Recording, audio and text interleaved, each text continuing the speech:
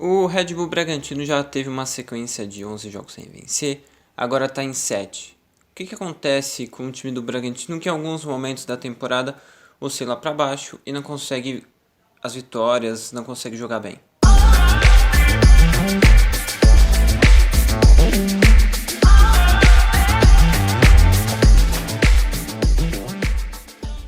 Olá pessoas, esse aqui é mais um vídeo do RS Análises, eu sou Rodrigo Seixas e hoje eu vou falar sobre essa oscilação do Bragantino, mas antes, até para não esquecer, falar dos patrocinadores do canal. O canal é patrocinado pela Oregon Estacionamentos, pela RV Sistema de Segurança, pela Fatec de Bragança Paulista e pela Farma Souza. Então é isso, o Bragantino chegou a 7 jogos sem vencer, empatou com o Goiás, um jogo em que o Bragantino foi melhor, teve as principais chances, poderia ter vencido, mas não conseguiu, igual aconteceu com vários jogos nessa temporada. Então a gente vê um padrão de jogos em que o Bragantino é melhor, cria um certo volume ofensivo, não deixa na verdade tantas chances atrás, mas o adversário nas poucas chances que tem acaba fazendo gol. No caso do Goiás, o Goiás nem criou tanto, acabou fazendo um gol porque o Luan Cândido faz um pênalti, né? Ele tenta chutar a bola dentro da área, acaba chutando o adversário. E o Bragantino é um time que acaba cedendo muitas chances boas para os adversários. Ou porque tem erros muito claros da defesa, ou porque acaba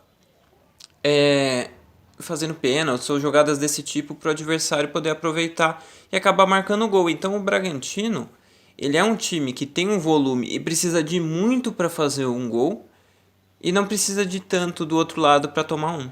E nessa, o Bragantino acaba conquistando menos pontos do que poderia, às vezes até com atuações boas. E daí onde é que está o erro nisso? Eu até fiz um vídeo aqui já uma vez, falando que o principal problema do Bragantino não era o Barbieri. E eu continuo com essa mesma ideia, porque eu acho que os momentos são bem parecidos. Eu acho que tem pontos nessa temporada que a gente precisa parar para pensar e tentar descobrir por que acontece esses momentos de não vitória. Acho que o primeiro ponto que a gente não fala tanto, ou muitas vezes as pessoas acabam não percebendo, é a questão da torcida. Porque o Bragantino teve os dois melhores momentos da Red Bull em Série A, no segundo turno de 2020 e no primeiro e segundo turno do Campeonato Brasileiro de 2021. Que foi um período que o Bragantino jogou bem, teve pontuação nos dois casos de Libertadores. No segundo campeonato acabou classificando, né, porque teve o campeonato inteiro nessa sequência, e no outro ano teve no primeiro ano de Série A, o segundo turno, teve essa sequência no segundo turno, e que daria para o Bragantino a possibilidade de ficar na Libertadores. Acabou não conseguindo porque no primeiro turno foi muito mal, mas depois se recuperou. E o que acontece nesses dois turnos, nesses momentos? O Bragantino não tinha torcida adversária. Na Sul-Americana também não, quando chegou na final. Então eu acho que quando você tem um elenco de jovens jogadores e você coloca eles num ambiente em que não tem torcida, um ambiente mais parecido com o que é o ambiente de base, acho que eles se sentem mais confortáveis nos jogos. E isso acho que dá para dizer que não é coincidência, porque nessa temporada, fora de casa, o Bragantino tem um aproveitamento muito baixo, principalmente quando pega torcidas mais fortes. Por exemplo, jogou contra o Nacional lá no Uruguai e fez uma das piores partidas no ano. Tudo bem que tinha várias outras questões no meio daquilo, tem problemas técnicos e táticos também. Mas o emocional faz diferença. E foi até o que o Barbieri disse nessa semana, que por melhor que seja o treinamento, você não consegue treinar o emocional do dia de jogo. O dia de jogo ele tem que ser vivido, ele tem que ser jogado. E esse elenco, muitos jogadores não jogaram tantas vezes com torcidas, né, porque são jogadores muito jovens. No caso do Popó, por exemplo, que jogou ontem, foi o primeiro jogo de Série A da vida dele. Então tem muita coisa que acontece que esse time precisa amadurecer mais. E eu acho que tem mostrado que isso tem sido um problema nessa temporada, pelo menos até aqui, né? E acho que vai demorar um pouquinho mais para esses jogadores se amadurecerem. E quanto tempo isso vai levar, a gente não sabe. Acho que depende também de cada caso. Agora, indo para um lado mais tático e técnico. O Barbieri ele tem mudado a forma do time atacar em vários jogos, até em posicionamentos. Ontem, dá até para dizer que ele teve um posicionamento quase que inédito no jogo, no segundo tempo, quando o time até chega a formar no meio de campo um losango, né? Eu até tirei uma foto do estádio de um posicionamento que eu vi do time, que era uma linha de 4 com o primeiro volante, mais 3 jogadores na frente desse primeiro volante e 2 jogadores mais avançados, que era o Jadson de primeiro, o Lucas Evangelista e o Miguel mais ou menos na mesma linha, com o Johan na frente deles, e na frente o Gabriel Novaes e o Arthur. Quase que num 4-1-3-2. Então, assim, você vê que ele está tentando outras ideias. No primeiro tempo era um 4-3-3 mais tradicional, com os laterais subindo muito, coisa que ele viu que não deu muito certo, tanto que ele mudou.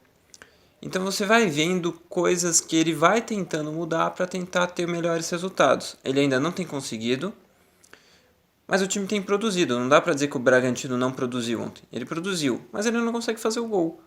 O gol sai num lance em que o Bragantino acerta bem a marcação no tiro de meta. O Lucas Evangelista pressiona ali na direita. O Léo Ortiz rouba a bola, avança, porque ele tem essa qualidade técnica e tática, né? Ele entende o movimento do time, sobe, cruza, cruzamento muito bom, o Alejandro faz o gol. Então, ali você tem um centroavante funcionando, coisa que o Bragantino tem muita dificuldade em ter um centroavante funcionando, porque o Alejandro nem sempre joga, e nem sempre quando joga está na melhor condição física. Então, esse é um problema do Alejandro. Ele até é um dos artilheiros da temporada, mas ele não consegue jogar. E depois dele, o Ítalo não está mais, então você não tem um outro centroavante para jogar ali. Então o time também sofre com isso. Então, ali, nessa altura, você começa a olhar que o elenco falta jogadores com qualidades para decidir os jogos. Eu nem digo de um 9, de um centroavante, como o próprio Goiás tem, o Pedro Raul, mas um jogador que tem uma qualidade acima na hora de finalizar, seja na questão de técnica, na questão tática ou até na questão emocional mesmo, coisa que o Claudinho tinha. O Claudinho foi artilheiro do Campeonato Brasileiro, porque ele tem essa qualidade para definir os jogos, e o time do Bragantino com o Claudinho era melhor. Por quê? Porque conseguia definir melhor os jogos. Não necessariamente tinha mais ideias táticas, melhores noções táticas. Não, era um time que decidia mais jogos, porque tinha o Claudinho. Então, você começa a ver que o futebol atual de hoje tem jogadores de 30 anos jogando muitas vezes no melhor momento da carreira. Principalmente se você olha para centroavantes, às vezes até para zagueiros, porque são naqueles momentos em que eles têm uma maturidade e experiência suficiente para conseguir render o máximo que eles podem. E hoje, fisicamente, os jogadores conseguem render ainda bem depois dos 30 anos. Por exemplo, eu vou dar 2 exemplos de jogadores até de fora do país, que fica acho que mais fácil de identificar, que é o caso do Benzema e do Lewandowski. Os dois jogadores têm mais de 30 anos. E os dois jogadores estão no melhor momento da fase de carreira deles. O Benzema, com 20 e poucos anos, não era o jogador que é hoje. Nem o Lewandowski.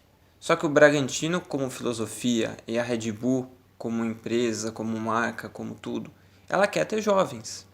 Só que os jovens, eles, na média, passam pior, driblam pior, marcam menos gols. Isso você tirando uma estatística de jogadores de 30 anos ou mais experientes com jogadores mais jovens. O que os jogadores jovens têm mais?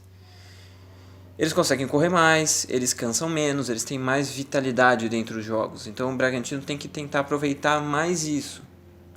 E ele até aproveitou em alguns outros momentos mais isso, tanto que era um time bem agressivo, veloz, assim. Acho que ele pode tentar fazer mais isso, né? Acho que é um momento de você tentar recuperar um pouco isso que você tinha, marcar pressão na saída de bola, essas coisas, por causa do elenco que você tem.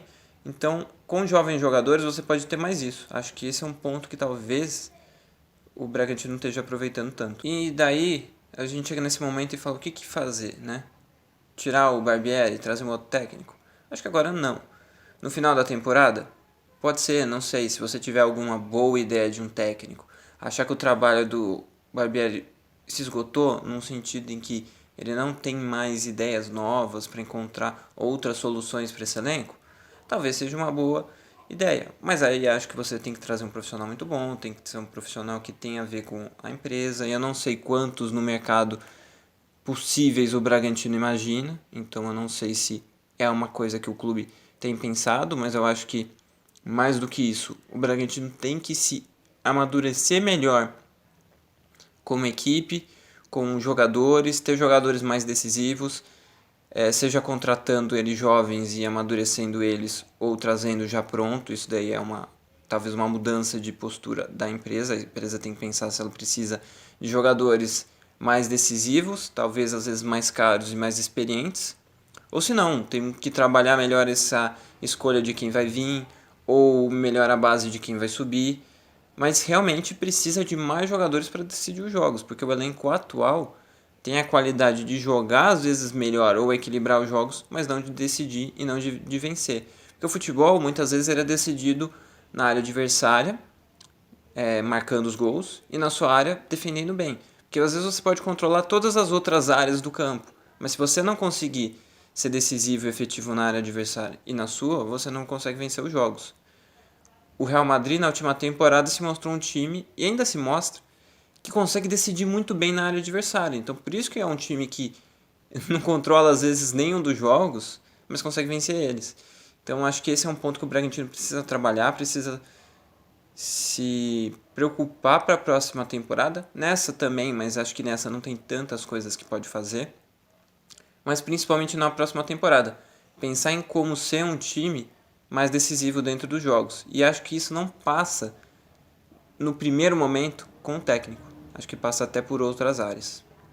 Então é isso o vídeo de hoje para falar sobre esse momento do Bragantino de novo de não vitórias. Se você gostou do vídeo, curta, compartilhe, passe para os seus amigos. Segue o canal, né? O canal ainda não tem tantos seguidores, se você puder seguir é importante para a gente tentar fazer mais vídeos, tentar chegar para mais gente, né? O Bragantino às vezes não é um time que é visto por tantas pessoas, mas muitas vezes tem muita curiosidade, coisas que as pessoas não sabem, e a gente pode aqui nos vídeos, ou de análise, ou nos giros, ou em lives, explicar um pouco melhor para vocês sobre como funciona o Bragantino, o que a gente tem visto, seja com informações ou com análises. Então eu espero que você tenha gostado. Até o próximo vídeo. Valeu!